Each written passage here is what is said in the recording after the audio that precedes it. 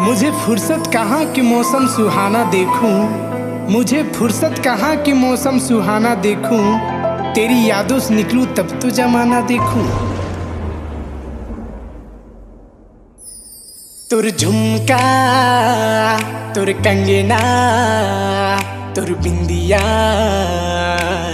करेला मुँह के दीवाना, करेला मुँह के दीवाना। तुर झुमका तुर कंगना तुर बिंदिया करेला मुँह के दीवाना, करेला मुँह के दीवाना।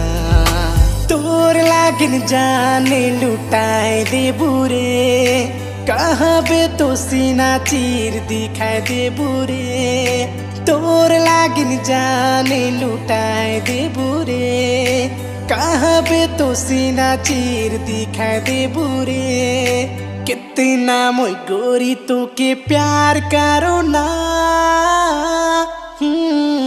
तुर झुमका तुर कंगना तुर बिंदिया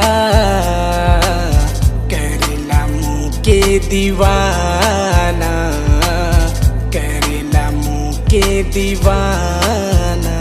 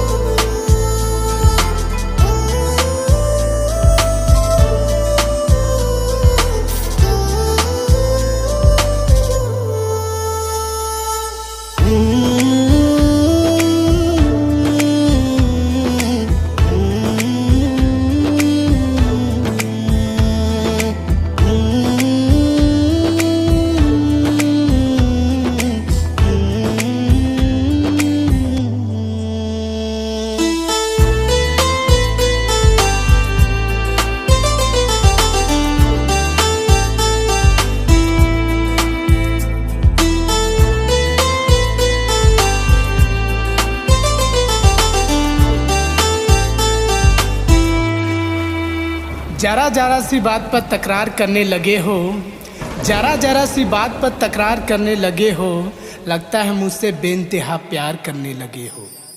ज्यादा कुछ तो मैं नहीं जानता मोहब्बत के बारे में, बस तुम सामने आ जाती हो तलाश खत्म हो जाती है, तलाश खत्म हो जाती है। तुर झुमका तुर कंगना तुर बिंदिया करेला मुँह के दीवाना, करेला मुँह के दीवाना।